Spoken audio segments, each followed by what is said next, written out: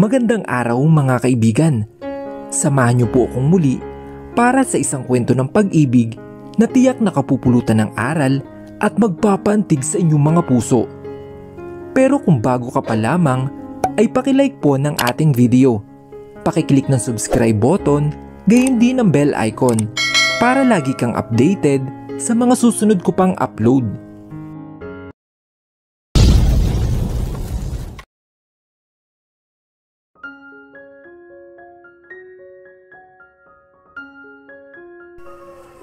Kinagabihan ay bigla siyang napabangon sa kama dahil sa malakas na katok. "Open this door, Mia!" Malakas na makatok si Gabriel. Sabayan pa ng salitang hindi maintindihan. Madali naman siyang tumayo para pagbuksan ng asawa. Pagbukas niya ng pinto ay akmapasa ng kakatok si Gabriel at kung natuloy yun ay tatama sa mukha niya ang kamay ng asawa. "Gabriel? Bakit ka ba kumakatok? Anong Come with me, Mia." Bigla siyang hinatak nito. At alam niya na lasing si Gabriel. Lumabas pa ba ito para mag-inom? Pinagmasdan niya ang asawa. Topless ito at yung slacks lang ang suot. Mukhang pinakailaman niya ang cabinet ni Daddy Troy na puro imported na alak.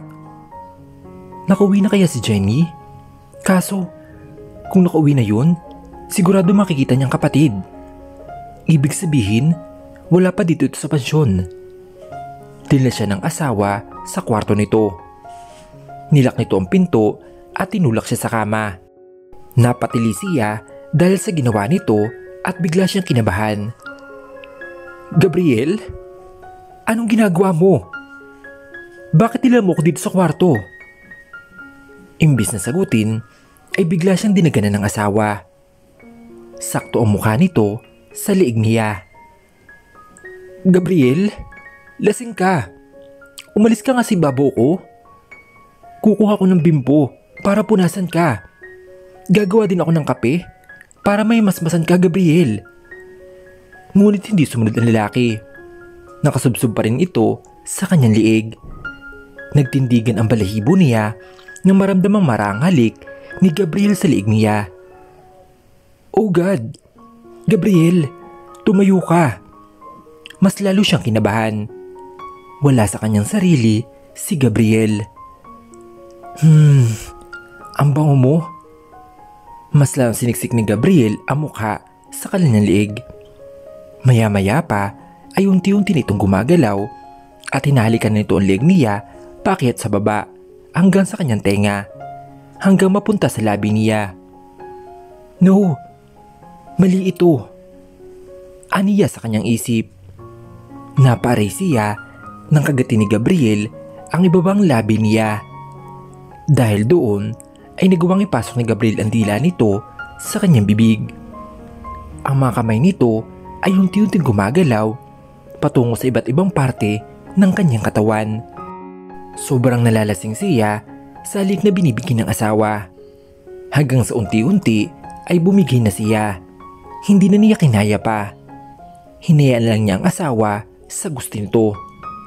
Mahal na mahal niya ito, kaya kahit mali dahil lasing ito, ay hahayaan na niya. Ipapaubahan niya ang sarili para sa pangailangan nito. Habang nagsisiping sila, ay may mga luhang nagtuluan sa kanyang mga mata.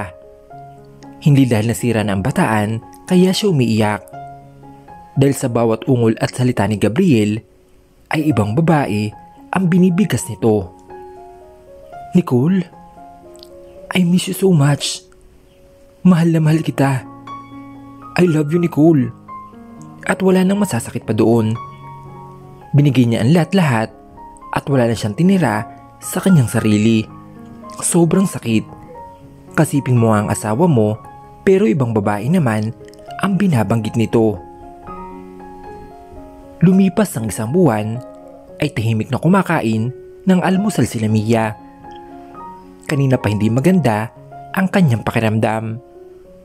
Pinilit nilang tumayo para makapaghanda ng almusal para sa asawa at kaibigan. Pasulyap-sulyap naman sa kanya ang magkapatid. Maya-maya pa ay naramdaman niya na naduduwal siya. Dali-dali siyang tumayo at tumakbo papunta sa CR at sumuka siya na sumuka doon. Nakasunod naman sa kanya si Jenny at nagalit na lumapit sa kanya at hinagod ng likod nito. Mia? Ayos ka lang ba? Parang kahapon ka pang ganyan ah. Sobrang tamlay mo. Teka, may sakit ka ba? Kahapon pa napapansin ni Jenny ang kanyang kaibigan. Ang tamlay-tamlay nito na parang ayaw kumilos. Ang konti ding kumain. Matapos siyang sumuka ay nagmumug ito at naghihinang sumandal sa sink. Masama lang pakiramdam ko, bes. Kahapon ko pa talaga itong nararamdaman. Eh bakit hindi mo sinabi? Sana nagpahinga ka na lang, Mia. Umiling-iling na naman siya. Pag hindi ako kumilos, Jenny, walang kakainin ng asawa ko. Ayaw kong pumasok siya na walang laman ang sikmura. Hay naku, Mia. Masama na nga yung pakiramdam mo. Yung asawa mo pa rin ang iniisip mo. Ipahinga mo yan, bes. Nasusobrang ka na sa trabahong bahay. Huwag mo ang isipin si kuya. Pwede naman siya magpa-deliver ng pagkain niya. Akamang aangal pa siya na may magsalita sa likuran niya. Nandun si Gabriel. Nakasandal sa pinto ng CR at nakikinig sa pinag-uusapan nilang dalawa. Sumunod din pala ito. Makinig ka kay Jenny. Kung masama ang pakiramdam mo, sabihin mo sa amin. Umakyat ka na, Mia. At kailangan mong magpahinga. Seryosong sabi nito at bumaling ito sa kapatid. Huwag ka na muna pumasok sa opisina, Jenny. Dito ka na muna sa mansyon. Bantayan mo muna si Mia. Matapos sabihin yun, ay umalis na ito at naiwan ang magkapatid na hindi makapaniwala. Gosh, totoo ba yun? Hindi niyo ko pinapapasok sa opisina para bantayan ka? Hala, baka may sakit din si kuya? Hindi makapaniwala na sabi ng kanyang kaibigan. Ewan ko rin, pero kaya ko naman sarili ko, Jenny. Pumasok ko na lang sa opisina. Sinangunutan ni Jenny ang kanyang kaibigan. Gusto mong magalit yung asawa mo? Kilala mo naman yung ugali nun eh. Saka, hindi rin ako mapapakali kung masama ang pakiramdam mo, Mia. Baka ano pa mangyari sa'yo? Wala ka pa namang kasama dito.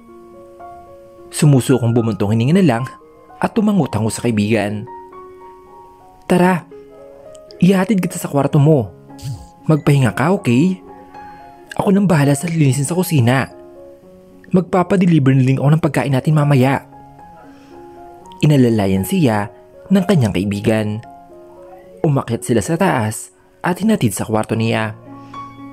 Nang makaupo sa kama si Mia, ay ngumiti ito ng tipid. Salamat, bes. Ngumiti rin si Jenny sa kanya. Hinawakan nito ang kamay niya. Mia, pag naman alam mong masama ang pakiramdam mo, huwag ka nang kumilos, okay? Tandaan mo, hindi ka naman katulong sa bahay na to. Asawa ka ni kuya. Ganun man ang setup nyo, asawa ka pa rin niya. Huwag mong papagodin sarili mo, Mia. Yes, mama. Nakangiting biro nito sa kanyang kaibigan. Haist, naman Mia. Seryoso ko eh. O siya, magpahinga ka na dyan. Tawagin mo lang ako pag may kailangan ka, ha? Salamat, Jenny. Na makalabas ng kwarto niya si Jenny, ay dahan-dahan siyang umiga sa kama. Pumikit na siya. Hindi niya maiwasang muling maalala ang gabing inangkit siya ni Gabriel. Mukhang wala nga talaga tong natatandaan. Nang gabing may nangyari sa kanila, nang matapos sila magsiping, ay agad ding nakatulog si Gabriel sa gilid niya. Ilang minuto niyang pinagbastan ang asawa habang lumuluha. Binigay niya ang kanyang sarili sa taong hindi naman kayang suklian ang kanyang pagmamahal. Kahit alam niya ang sitwasyon nila at kahit hirap na siya. Sinuko pa rin niya ang sarili at masyado siya nagpadala sa bugso ng damdamin para dito. Sa pagmamahal niya sa kanyang asawa. Muli naman siya nagpakatanga. Pati ang iniingatan niya ay binigay niya dito. Hindi na siya berhen.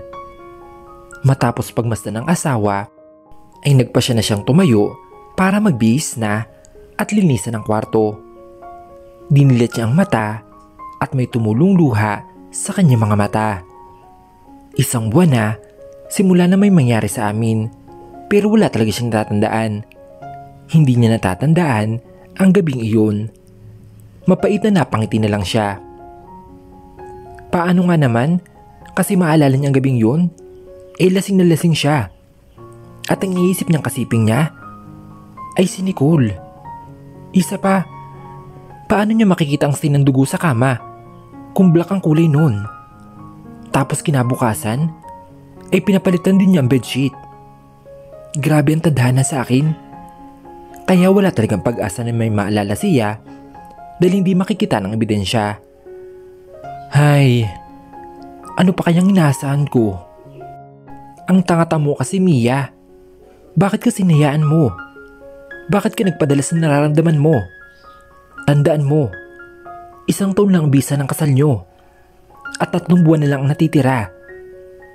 Wala sa wisyo nakausap ang sarili. Paano kung mabuntis ako? Paano kung may na... Bigla siyang napatigil dahil sa kanyang naisip at napabalikwas siya ng bangon. Oh God! Hindi kaya posibleng mabuntis ako? Bakit ngayon ko lang naisip to? Napapikit siya ng mariin at iniisip niya kung paano nga kumbuntis siya. Paano niya sasabihin sa kanyang asawa? Sana naman hindi. Dahil kawawa ang bata sa ugaling meron si Gabriel. Muli naman siyang napatigil nang may maisip. Unti-unting kumabog ang dibdib niya dahil sa sobrang kaba. Oh my God! Hindi pa nga ako nagkakaroon. Gosh, Mia! Bakit hindi mo agad napansin? Ganyan ka na ba kalutang? Hindi kaya ang dahilan ng sama ng pakiramdam na to ay dahil buntis ako? Kaya nihilo ko nitong nakarang araw? Tsaka ang pagsusuka ko? Napapikit naman siyang muli at napaiyak. Hindi niya alam ang gagawin kung buntis siya. Kung paano niya sasabihin sa tatay nito. Kailangan niya malaman kung buntis nga siya o baka naman hindi. Dali-dali siyang tumayo para silipin sa bintana kung nandun pa ang kotse ng kanyang asawa. Nakahinga siya ng maluwag nang wala na ito. Agad siyang lumabas ng kwarto para hagilapin ang kaibigan at ito lang makakatulong sa kanya. 1 buwan din siya nagtiis na hindi sabihin dito ang nangyari sa kanila ni Gabriel. Pagbaba niya ay naabutan niya ito sa kusina na naghuhugas ng plato.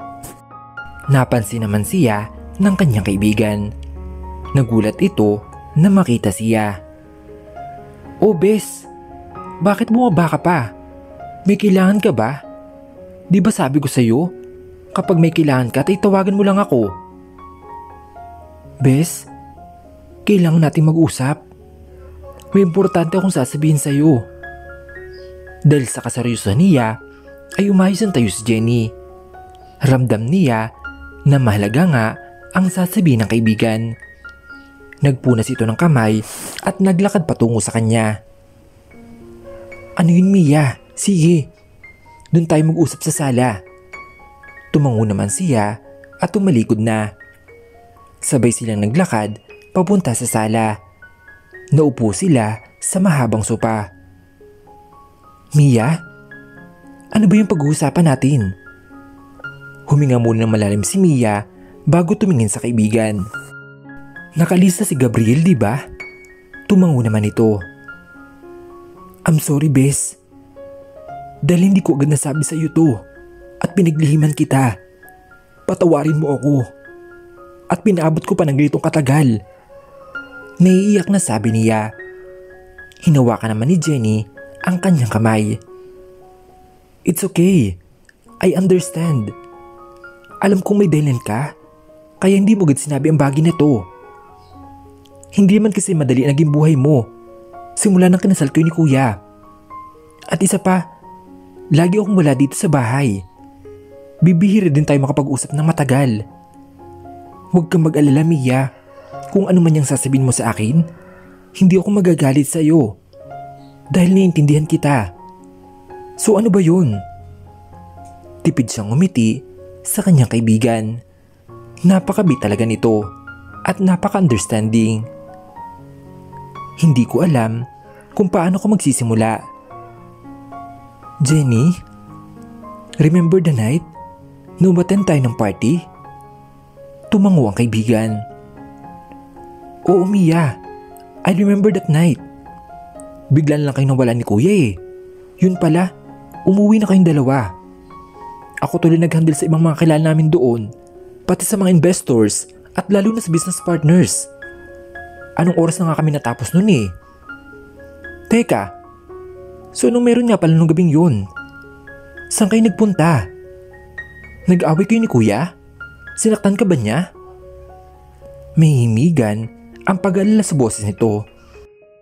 Kasi bes, nagkasagutan kami ni Gabriel ng gabing yun dahil kay Aaron. Sabi niya, kinuha ko raw yung number niya para daw balandiin. Sabi ko, hindi niya ba naiintindihan yung sinabi ni Aaron? Yung sinabi ko sa kanya noon? Kaso hindi niya naintindihan yun. Masyado makitid ang utak niya.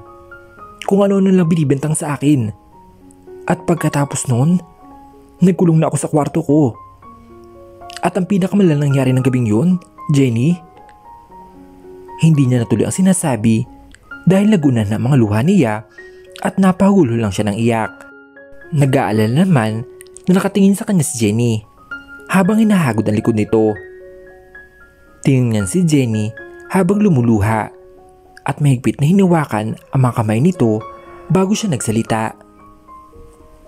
Bes, may nangyari sa amin ng kuya mo. Kitang-kita niya ang pamimilog ng mga mata ng kanyang kaibigan. Gulat na gulat sa mga binitawan niyang salita. Ano? Oh my God! May nangyari sa inyo ni kuya? Paano? I mean, di ba hindi naman kayo okay? Nalilitong tanong nito. Kinuwento niya ang lahat kung paano sila humantong sa ganong pangyayari. Sobrang awang-awa naman si Jenny sa kaibigan dahil sa mga sinabi nito. Sinuko nito ang sarili para sa kapatid niya at wala nang itong tina sarili. Napakalaking gago ng kapatid niya. Naiinis siya. Gusto niyang puntan ito sa kumpanya para singalan at sumbatan. Kaya ba masama ang pakiramdam mo? Dahil buntis ka, Mia? Umiiling-iling siya sa tanong ng kaibigan. Hindi ko alam, bes. Hindi ko alam. Naguguluhan na ako. Muli itong magulhol ng iyak. Kinabig niya ang kaibigan at niyakap ito. Okay, Mia. Hintayin mo ako dito. Pupunta lang ako ng drugstore at bibilan kita ng PT. Kailangan nating malaman kung buntis ka nga. Tumangutang mo naman siya. Buti na lang talaga ay nandito ang kaibigan niya para tulungan siya. Bibili lang ako ng pregnancy test. Babalik din ako agad, Mia. Kailangan malaman natin ang totoo. Salamat, Jenny. Hihintayin kita dito. Lumabas na nga naman si Jenny at kuyom ang mga kamao nito. Habang si Mia ay sumandal lang sa sopa. Pinapanalangin na sana hindi mo na siya buntis.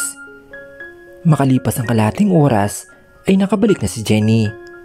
Inabot nito ang 4 na piti kay Mia. Eto bes, gamitin mo na. Isa ang dalhin mo sa CR at reserve ang iba. Hihintay na lang kita dito. Kinuha niya ang PT at pumunta sa CR.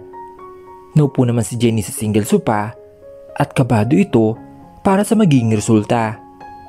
Kabado siya habang kinukuha ang PT at binuksan ng mga ito para ipatak ang ihi niya. Pumikit siya nang matapos mapatakan ang mga piting hawak. Humingi muna siya ng malalim bago dahandang minut ang mga mata para tingnan ang resulta. 2 linya.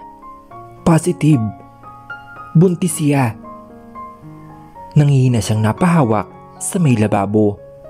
Kinuha niya ang PT at lumabas ng CR. Paglabas niya ay kagad niyang nakita ang kaibigan na nag-aalala. Mia, anong resulta?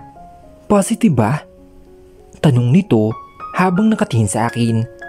Nanginginig na inilad ko ang pregnancy test sa kanya at mabilis na makinuha ito sa kamay ko at saka tiningnan. Napasingap ito na makita ang resulta. Oh my God! Kitang-kita ko ang takot sa mga mata ng best friend ko. Napapikit na lamang ako at napahawak sa mukha ko. Hindi ko inaasahan na mabubuntis ako.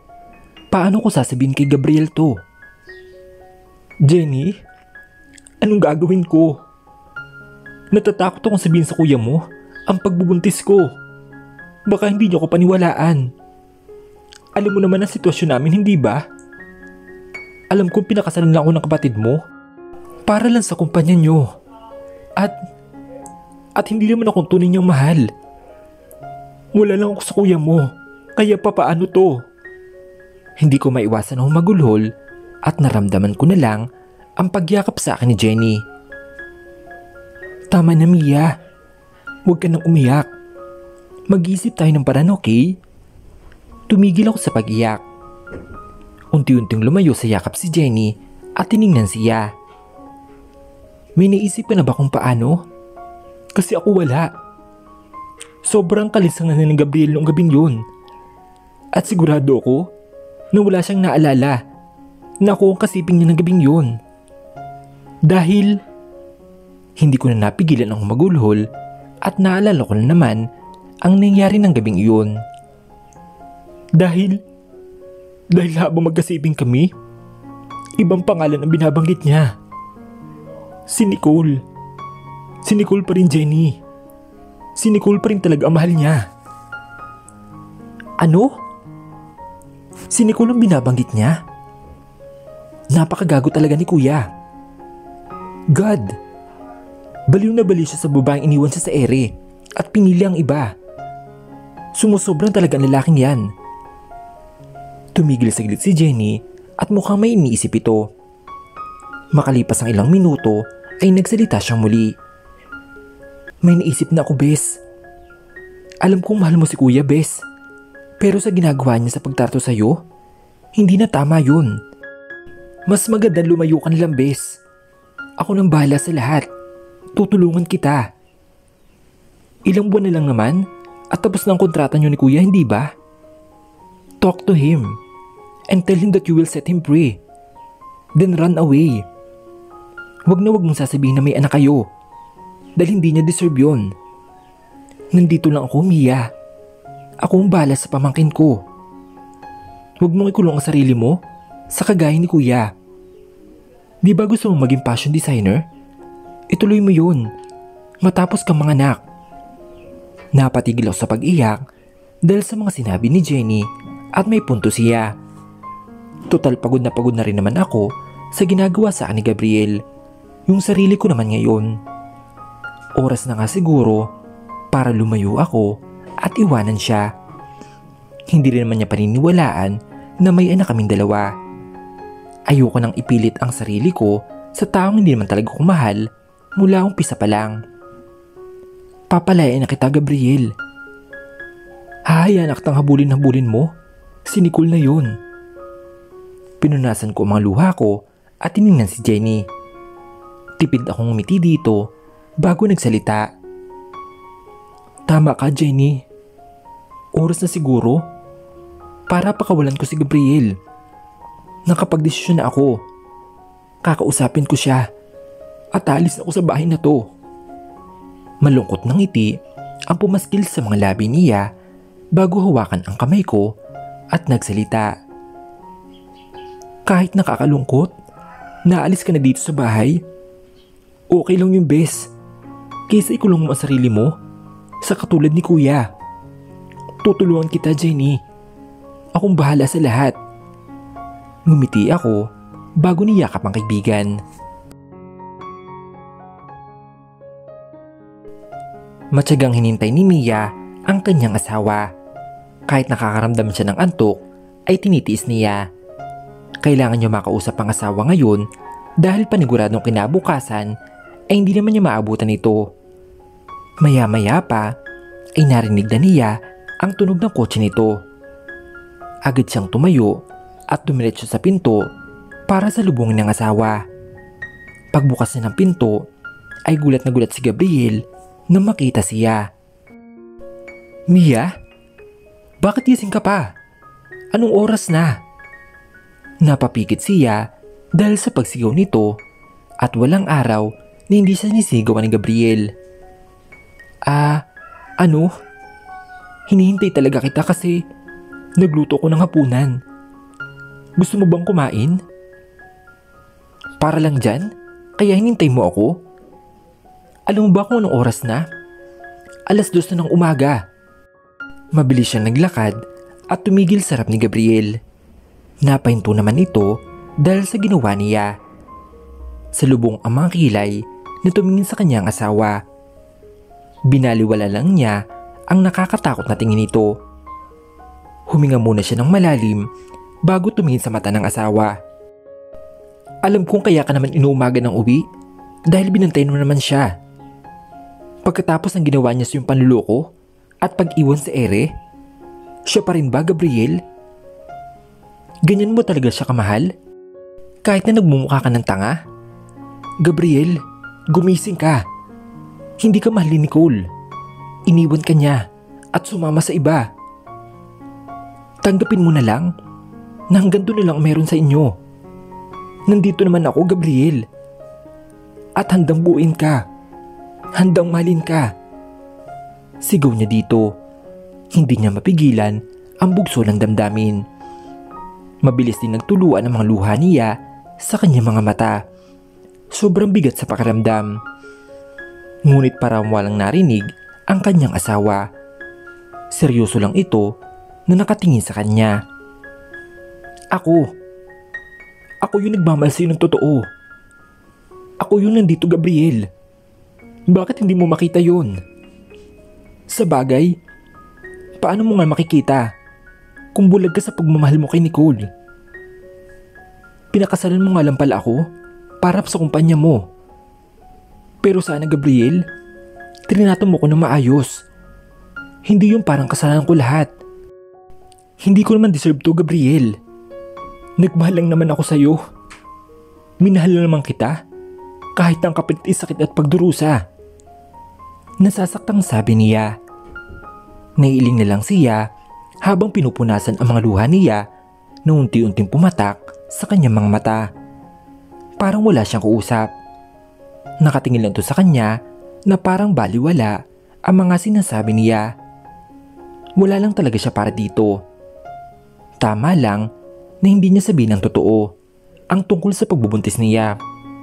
At tama lang din na itigil niya ito dahil siya lang din ang masasaktan ng sobra-sobra. Hindi niya akalain na ganito kabato ang puso ng taong mahal niya. Pagod na ako. Kahit gaano man kita mahalin, alam kong siya pa rin ang pipiliin at mamahalin mo. Napako na sa isip at puso mo na siya lang ang babaeng mamahalin mo kahit na sinasaktan ka niya. Siguro this time, Gabriel, sarili ko naman ang unahin ko at mamahalin ko. Patuloy ang pagbuhos ng mga luha niya pero wala pa rin nimik ang kaharap. Lalo siyang nanghina. Kailangan niyang palayain ang lalaking nasa harap na wala na talagang pag-asa. Kahit anong sabihin niya dito ay baliwala lang dahil nakasarado na ang isip at puso nito.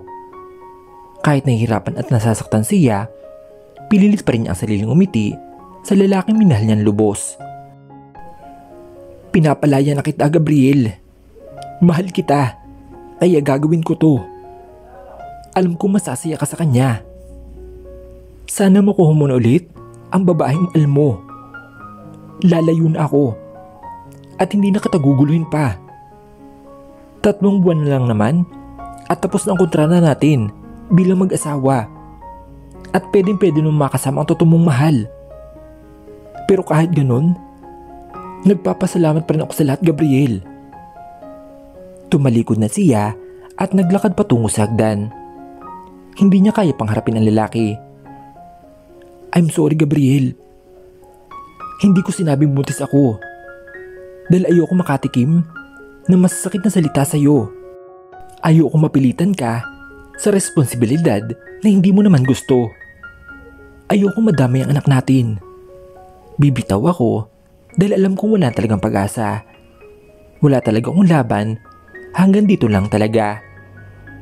Malapit na sa sagdan nang tawagin ni Gabriel ang kanyang pangalan. Mia? Napahinto siya sa kanyang paglalakad. Sa unang pagkakataon ay tinawag siya ni Gabriel sa pangalan niya ng mahinahon.